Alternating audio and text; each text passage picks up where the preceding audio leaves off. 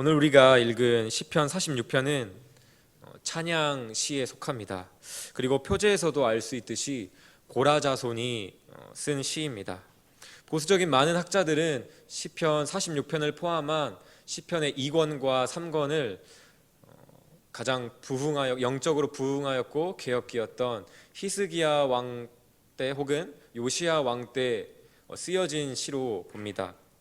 그러나 저는 오늘 개인적으로 역대하 20장 19절의 말씀을 포함하여 역대하 20장의 여러 가지 본문의 말씀을 근거에 살펴보았을 때 여호사밧 왕 때 모압과 암몬 족속 그 연합군이 치러 왔을 때 쓰여진 시가 아닌가 한번 생각해 봅니다.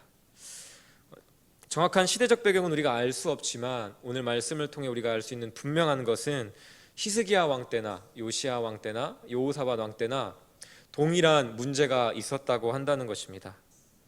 오늘 본문 1절에서는 그 문제를 놓고 환난이라고 표현하고 있습니다. 그 환난은 무엇입니까? 그것은 바로 연합군 또는 초강대국으로부터의 위협, 그로 인한 국가 전망의 문제였습니다. 오늘 시편을 통해 우리가 가장 먼저 알 수 있는 것은 1절에서도 우리가 바라볼 수 있지만 하나님의 백성에게도 환난은 있다라고 한다는 것입니다. 누군가는 기독교를 오해하죠. 예수님을 믿기만 하면 더 이상 어떠한 문제도 일어나지 않고 경제적으로도 회복되어지고 건강해지고 삶이 평탄해지고 순탄해질 것이라고 이야기합니다. 하지만 오늘 우리가 읽은 시편에서도 알 수 있듯이 성경 곳곳에서는 주님을 믿는 하나님의 백성에게도 환난이 있을 수 있음을 긍정하고 있습니다. 여호사밧 왕 때나 히스기야 왕 때나 요시야 왕 때나 그리고 오늘 시편 기자가 언급하고 있는 야곱의 삶에도 환난이 있었던 것처럼 오늘 살아가는 우리 모두에게도 각각 또 가정에 교회에 여러 가지 환난이 동일하게 존재합니다. 우리가 이 환난을 생각할 때 또 오늘 우리가 읽은 시편 46편을 주목해서 볼 때에 이 환난의 특징을 우리가 집중해야 합니다. 이 환난의 특징은 바로 오늘 본문 속 어떤 환난에 있는가라는 것을 우리가 보아야 하는데요. 오늘 본문 속 이들에게 닥친 그 환난은 그저 단순하게 생각할 수 있는 일상의 문제나 어려움이 아니었습니다. 외적으로 볼 때는 영토나 군사력이나 약소국에 속했던 이스라엘 앞에 닥친 이 초강대국은 그들이 어찌할 수 없는 문제였습니다. 어떻게 이것들을 해결해야 되나 계산기를 두드려 볼 엄두조차도 나지 않는 큰 환난이었다고 한다는 것입니다. 하지만 이런 큰 환난 앞에서 오늘 우리가 읽은 시편의 기자는 좌절하지 않습니다. 그는 이렇게 고백하는데요. 첫 번째 연인 1절에서 3절 우리 다시 한번 함께 읽겠습니다. 하나님은 우리의 피난처시요 힘이시니 환난 중에 만날 큰 도움이시라. 그러므로 땅이 변하든지 산이 흔들려 바다 가운데에 빠지든지 바닷물이 솟아나고 뛰놀든지 그것이 넘침으로 산이 흔들릴지라도 우리는 두려워하지 아니하리로다. 셀라. 저는 본문을 읽으며 1절에 가장 인상 깊었습니다. 환난 중에 만날 큰 도움이시라. 환난 중에 만날 큰 도움이시라. 이 구절이 너무 인상 깊었습니다. 왜냐하면 이 구절을 자세히 보면 1절에서 이 시편 기자는 환난을 크게 보는 것이 아니라 하나님의 그 도우심을 크게 보고 있기 때문입니다. 하나님은 우리의 피난처시요 힘이시니 환난 중에 만날 큰 도움이시라. 분명히 그들이 마주해 있던 환난이 더욱 커 보이고 큰 환난이었지만 이 시편 기자는 환난을 크게 본 것이 아니라 하나님의 도우심을 크게 보는 것이죠. 여러분, 그렇습니다. 오늘 시편이 이야기하는 것처럼 우리의 인생 앞에도 큰 환난이 닥치죠. 그 환난은 분명 큽니다. 큰 환난입니다. 우리가 어찌할 수 없는 문제들이 있기 때문이죠. 하지만 시편 기자처럼 오늘 우리가 환난을 크게 보는 것이 아니라 그 환난을 지나게 하시고 또 우리의 피난처가 되시는 하나님을 크게 보는 우리 모두가 되기를 주님의 이름으로 축복합니다. 여기서 우리 질문이 생기죠. 시편 기자는 어떻게 환난보다 하나님을 크게 볼 수 있었을까요? 우리 두 번째 예언을 읽겠습니다. 4절에서 7절의 말씀입니다. 시작. 한 시내가 있어 나뉘어 흘러 하나님의 성 곧 지존하신 이의 성소를 기쁘게 하도다.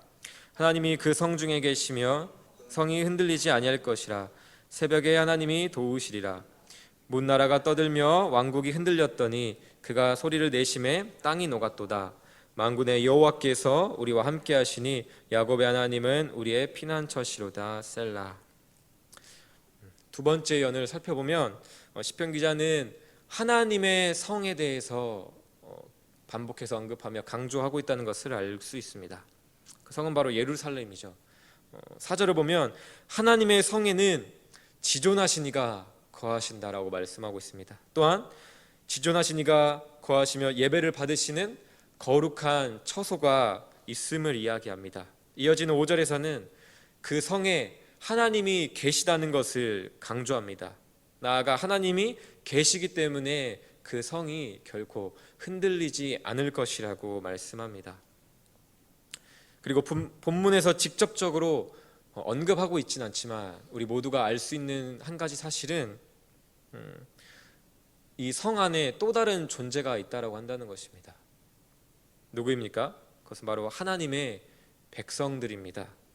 하나님이 계심에 성이 흔들리지 않고 안전하다는 것은 그 성 안에 거주하는 하나님의 백성들도 마찬가지로 흔들리지 않고 안전하다는 것을 의미합니다. 우리는 환난 앞에서 어떻게 해야 할까요? 한번 우리가 생각해 볼까요? 전쟁이 일어나면 국가에서 어떻게 지침을 내리죠? 우리가 전쟁이 일어나면 어디로 가야 할까요? 대피소로 가야 하죠. 인근 대피소로 가야 합니다. 그렇습니다. 환난이 닥쳤을 때, 큰 어려움이 우리 앞에 닥쳤을 때는 내가 머물고 싶은 자리에 머물러서는 안 됩니다. 질병에 걸려서 위급한데 집에 가만히 있으면 됩니까? 그렇다고 질병이 낫나요? 아프면 어디로 가야 하죠? 병원에 가야 합니다. 마찬가지로 환난이 닥칠 때는 내가 안전하다고 생각하는 곳, 내가 있고 싶은 곳에 머무는 것이 아니라 피난처로 가야 합니다. 왜 대피소로 가고 병원으로 갑니까? 그곳이 가장 안전하기 때문입니다. 사랑하는 성도 여러분, 여러분의 삶 속에 각자의 또 가정 가운데 큰 환난이 있는 줄 압니다. 또 그렇게 큰 환난 중에 계신 분들이 있으십니까? 그렇다면 이 본문의 시편 기자가 또 이 이스라엘 백성들이 하고 있는 것처럼 하나님의 성 안에 머무십시오. 하나님의 말씀이 있고 임재가 있는 예배의 자리에 머무십시오. 하나님이 거하시며 하나님의 인도하심이 있는 그곳이 바로 하나님이 계시기에 우리에게 가장 안전한 곳인 줄 믿습니다. 이어지는 3년을 우리 함께 살펴보겠습니다. 8절에서 11절 마지막까지 우리 함께 읽겠습니다. 와서 여호와의 행적을 볼지어다. 그가 땅을 황무지로 만드셨도다. 그가 땅끝까지 전쟁을 쉬게 하시며 활을 꺾고 창을 끊으며 수레를 불사르시는도다. 이르시기를 너희는 가만히 있어 내가 하나님됨을 알지어다. 내가 문나라 중에서 높임을 받으리라. 내가 세계 중에서 높임을 받으리라 하시도다. 만군의 여호와께서 우리와 함께 하시니 야곱의 하나님은 우리의 피난처시로다. 셀라. 3년에서는 처음으로 명령이 나오고 있습니다. 두 가지 명령이 나오는데요. 먼저 와서 여호와의 행적을 볼지어다. 또 두 번째로는 너희는 가만히 있어 내가 하나님됨을 알지어다. 이 두 가지 명령을 하고 있습니다. 이는 큰 환난 앞에서 우리가 어떻게 행동을 취해야 하는지를 분명하게 보여줍니다. 첫 번째, 와서 여호와의 행적을 볼지어다. 이 명령은 두 가지 명령으로 또 이루어져 있다는 것을 알 수 있는데요. 올 것과 볼 것을 명령하고 있습니다. 그 무엇보다도 먼저 하나님 앞에 나올 것을 명령하고 있습니다. 그리고 하나님께서 어떻게 대적들을 무찌르시며 우리의 환난을 이기게 하셨는지 하나님의 하신 일들, 여호와의 행적을 보라고 명령합니다. 그렇습니다. 우리는 일단 환란이 닥쳤을 때 우리가 방금 가장 안전한 곳으로 나와야 한다고 했죠. 우리는 일단 환란이 생겼으면 그 환란 앞에서 일단 은혜의 자리에 나와야 합니다. 말씀 앞에 나와야 합니다. 그리고 그 말씀을 듣고 말씀을 펴서 읽어야 합니다. 오늘 본문의 표현대로면 그 말씀을 보아야 합니다. 그래야 우리의 믿음이 생기기 때문이죠. 로마서 10장 17절 말씀은 이렇게 말씀합니다. 그러므로 믿음은 들음에서 나며 들음은 그리스도의 말씀으로 말미암느니라. 그렇습니다. 성경에 기록된 하나님의 행적들, 여호와의 행적을 우리가 보고 읽을 때에 믿음이 우리 안에 회복되어지고 그 믿음이 생기는 것입니다. 사랑하는 성도 여러분, 하나님이 계신 가장 안전한 피난처인 주님 앞으로 나아오십시오. 말씀 앞에 나아오십시오. 그리고 그 말씀을 펴서 그 말씀을 바라보십시오. 읽으십시오. 그 말씀 속 여호와의 행적을 바라볼 때에 환난으로 말미암아 위축되었던 우리가 환난보다 하나님을 더 크게 보게 될 것입니다. 두 번째 명령이 10절 말씀에서는 너희는 가만히 있어 내가 하나님 됨을 알지어다. 가만히 있을 것을 명령하고 있습니다. 우리는 자연스럽게 이 말씀을 볼 때에 출애굽기 14장 14절의 말씀이 떠오릅니다. 여호와께서 너희를 위하여 싸우시리니 너희는 가만히 있을지어다. 근데 놀랍게도 이 말씀은 역대하 20장에서도 유사하게 또 동일하게 나타납니다. 우리가 대적할 능력이 없고 어떻게 할 줄도 알지 못하고 오직 주만 바라보나이다. 유다 모든 사람들이 여호와 앞에 섰더라. 또 17절에서는 이렇게 말씀합니다. 이 전쟁에는 너희가 싸울 것이 없나니 대열을 이루고 서서 너희와 함께한 여호와가 구원하는 것을 보라. 이렇게 말씀합니다. 동일한 본문이죠. 여러분, 속수무책이라는 사자성어를 아십니까? 어찌할 도리가 없어서 손이 묶인 듯이 꼼짝 못하는 모습을 일컫는 사자성어입니다. 초강대국 아수르의 위협을 받았던 히스기야 왕과 이스라엘 백성들이나 앞으로는 거대한 홍해바다, 뒤로는 바로의 철병거, 그 사이에 낀 이스라엘 백성들이나 모압과 암몬의 연합군의 위협을 받는 이스라엘 백성들이나 모두 속수무책의 상황입니다. 서두에서 언급하였던 것처럼 문제를 해결하기 위해 머리를 굴리거나 계산기를 두드릴 만한 엄두조차 나지 않는 큰 환란의 상황인 것입니다. 오늘 우리 아이들의 표현으로 말하면 이 상황은 노답, 그것도 개노답의 상황인 것입니다. 사실 우리가 하나님께서 가만히 있어, 사실 우리는 하나님께서 명령하신 대로 가만히 있어 하나님의 일하심만을 구할 수밖에 없는 상황인데도 불구하고 우리의 기질은, 우리의 모습은 가만히 있지를 못합니다.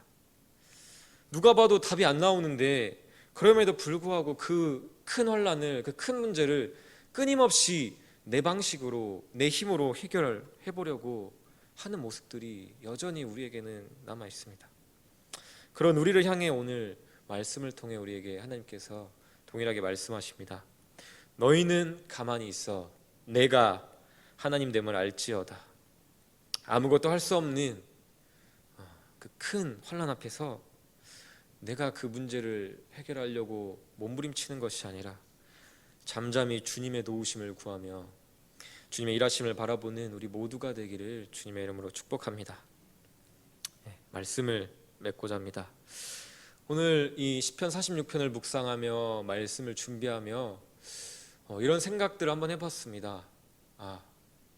오늘 말씀을 들으며 하나님을 의지하는 것을 알겠는데 그 속수무책 상황 가운데 내 힘으로 해결해 보려고 하고 하나님 앞에 불순종했던 지난날의 나의 모습을 바라보며 어쩌면 정말 하나님 앞에 나오기에 좀 죄송한 마음, 또 염치 없고 부끄러운 마음 가운데 이 말씀대로 쉽게 하나님을 의지하지 못할 수도 있겠구나, 그런 성도님들도 계시겠구나, 그런 생각들을 한번 해보았습니다. 그렇다면 어떻게 우리가 다시금 힘을 얻고 권면하며 나아갈 수 있을까 생각할 때 오늘 이 시편을 쓴 고라 자손의 여정이 눈에 들어왔습니다. 이 46편은 고라 자손이 쓴 시인데요. 고라 자손의 여정을 우리가 잠시 살펴보면 우리가 민수기 16장에서 고라 자손이 다른 족속들과 함께 모세를 거역했다는 것을 알 수 있습니다. 모세를 거역했다는 것은 하나님을 거역하고 불순종했다는 것이죠. 그로 인해 큰 멸망을 당합니다. 하지만 역대기를 살펴보면 그 고라 자손은 성전 문지기의 역할을 수행하고요. 역대기 20장에서는 여호사밧 왕이 하나님의 도우심을 간구할 때에 하나님을 찬양하는 그 성가대의 역할을 합니다. 반역의 삶이 하나님을 찬양하는 그 삶으로 바뀐 것이죠. 또 오늘 시편에서는 두 번에 걸쳐서 야곱에 대해서 언급을 하고 있는데요. 7절과 11절에 만군의 여호와께서 우리와 함께 하시니 야곱의 하나님은 우리의 피난처시로다. 의도적으로 야곱을 거론하며 그 야곱을 강조하고 있습니다. 야곱의 여정도 마찬가지지요.